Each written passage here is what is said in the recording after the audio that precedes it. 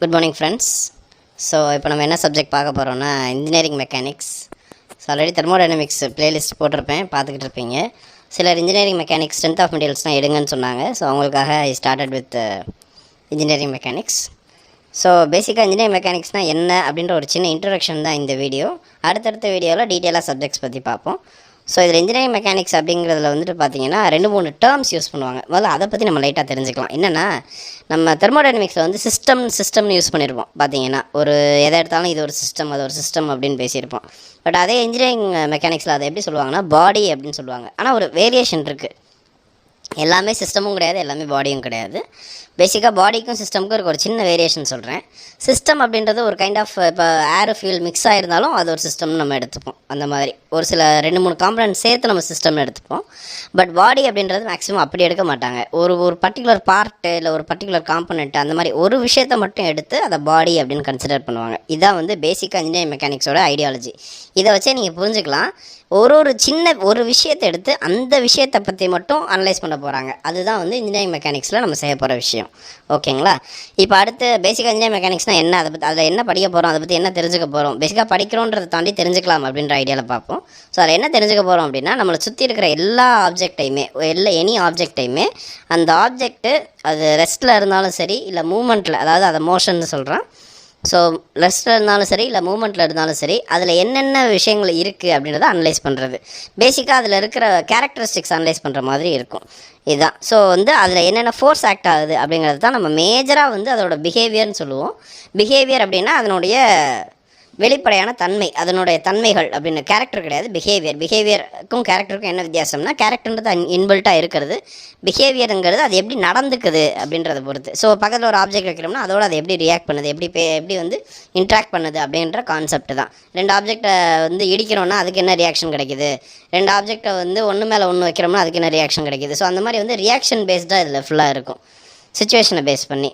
So இப்போ வந்துட்டு இதில் வந்து டைப்ஸ் இருக்குது. இன்ஜினியரிங் மெக்கானிக்ஸில் சில டைப்ஸ் இருக்குது. அதுக்கு முன்னாடி இன்னொரு பாயிண்ட்டு, இன்ஜினியரிங் மெக்கானிக்ஸ் படிக்கிறவங்களுக்கு மேபி இன்ஜினியரிங்கில் இருக்கிறவங்களுக்கும் தெரியும் இதை பற்றி. அப்ளைடு மெக்கானிக்ஸ்னு ஒரு வேர்டு இருக்குது. அது என்னப்பா அப்ளைடு மெக்கானிக்ஸ் இன்ஜினியரிங் மெக்கானிக்ஸ் அப்படின்னா, இன்ஜினியரிங் மெக்கானிக்ஸ்லாம் வந்து கொஞ்சம் தியரியாக, கான்செப்டாக, லாஜிக்காக, ஃபார்முலா போட்டு சின்ன கால்குலேஷன்ஸ் போட்டு அந்த மாதிரி போகும். அப்ளைடு மெக்கானிக்ஸ் எடுத்துக்கிட்டிங்கன்னா லிட்ரலாக ரியல் டைம் எக்ஸாம்பிள் எடுத்து அதில் என்ன எக்ஸாக்டாக எப்படி அப்படின்ற மாதிரி ஓரளவுக்கு ப்ராப்ளமேட்டிக்காக கொண்டு போவாங்க.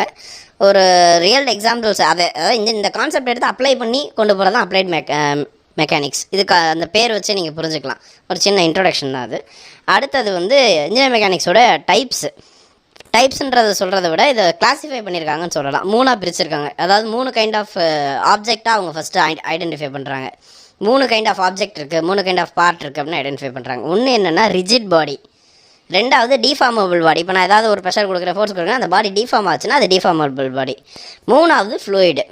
ஓகேங்களா? இந்த இப்போ சாலிட் லிக்விட் கேஸில் வந்து ஃப்ளூயிடில் வந்து லிக்விட் அண்ட் கேஸ் வந்து கவர் ஆயிரும்.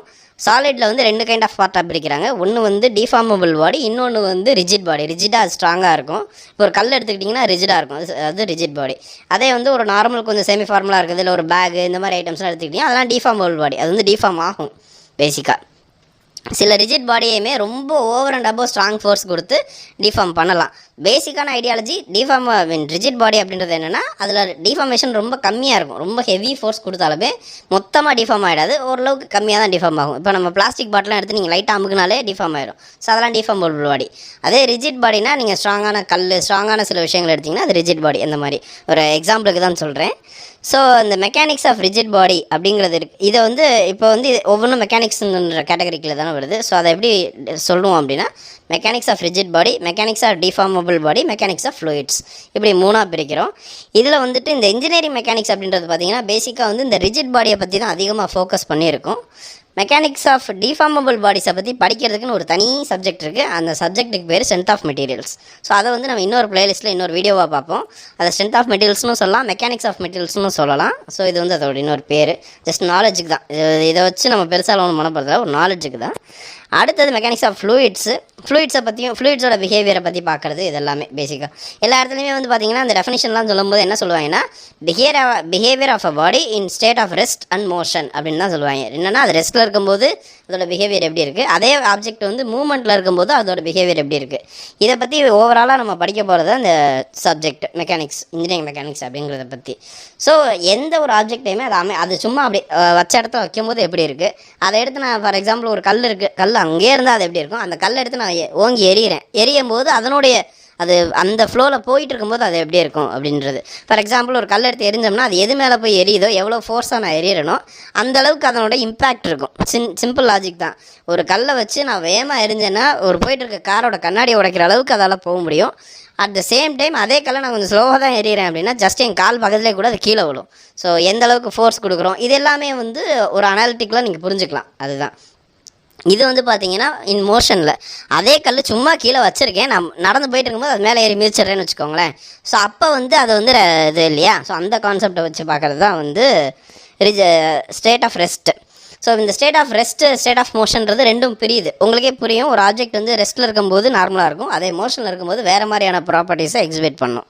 ஸோ அப்போ நம்ம இதை எப்படி தனித்தனியாக பிரித்து தான் படிக்கணும். ஸோ இப்போ இந்த மெக்கானிக்ஸ் ஆஃப் ரிஜிட் பாடிஸே வந்து இன்னொரு சப்டைப் வருது. அந்த டைப் என்னென்னா ஸ்டாட்டிஸ்டிக்ஸ் அண்ட் டைனமிக்ஸ். ஸோ ஸ்டாட்டிஸ்டிக்ஸ்னால் ஸ்டேட் ஆஃப் ரெஸ்ட்டில் இருக்கும்போது அது எப்படி பிஹேவ் பண்ணுதுன்றதை அனலைஸ் பண்ணுறது. டைனமிக்ஸ்னால் அது மூவ்மெண்ட்டில் இருக்கும்போது எப்படி இருக்குன்றதை அனலைஸ் பண்ணுறது. இந்த டைனமிக்ஸ்க்கு இன்னும் 2 சப் கேட்டகரி இருக்குது. அது என்னென்னா கைனமேட்டிக்ஸு, கைனட்டிக்ஸு. கைனமேட்டிக்ஸ் அப்படிங்கிறது என்னென்னா ரொம்ப சிம்பிள். இதில் இருக்கிற எல்லா ப்ராப்பர்ட்டி அதே மூமெண்ட்டில் இருக்கிறது தான். மூமெண்ட்டில் இருக்கும்போது எல்லா ப்ராப்பர்ட்டிஸையும் படிப்போம், ஆனால் அந்த பார்ட்டை பற்றி மட்டும்தான் படிப்போம், அவ்வளோதான். அப்போ கைனட்டிக்ஸில் என்ன எக்ஸ்ட்ராவாக படிப்போம்னா ஒன்று இந்த ஒரு விஷயத்தை ஏதோ ஒன்று மூவ் பண்ணுறதுக்கு ஏதோ ஒன்று தள்ளி விட்டுச்சுல்ல. ஃபார் எக்ஸாம்பிள் இங்கேருந்து கல்லை நான் எறிகிறேன் அப்படின்னா கைனமேட்டிக்ஸில் என்ன படிப்போம்னா அந்த கல் எவ்வளோ வேகமாக போகும் அப்படின்றத பற்றி படிப்போம். அதே வந்து கினெட்டிக்ஸில் படிக்கும்போது நான் எவ்வளோ ஃபோர்ஸாக எரிஞ்சிருக்கேன், எவ்வளோ ஃபோர்ஸ் வந்து தேவைப்படுது, இங்கேருந்து அது எவ்வளோ ஃபோர்ஸ் கொடுத்தா அது இந்த வேகத்தில் போகும், அந்த மாதிரி கொஞ்சம் டீட்டெயிலாக படிக்கிறது. இதுதான் வந்து கைனமேட்டிக்ஸ் அண்ட் கைனெட்டிக்ஸில் இருக்கிறது. கொஞ்சம் பெருசாகவே பேசிட்டேன். அடுத்தடுத்த வீடியோஸில் வந்து இன்னும் கொஞ்சம் நிறைய விஷயங்கள் பார்க்கலாம் இன்ஜினியரிங் மெக்கானிக்ஸ் பற்றி. லைக் பண்ணுங்கள், ஷேர் பண்ணுங்கள், கமெண்ட் பண்ணுங்கள். மறக்காமல் நம்ம சேனலை சப்ஸ்கிரைப் பண்ணுங்கள். சப்ஸ்கிரைப் பண்ணால் தான் நான் ரெகுலராக போடுற வீடியோஸ் வரும். தேங்க்யூ.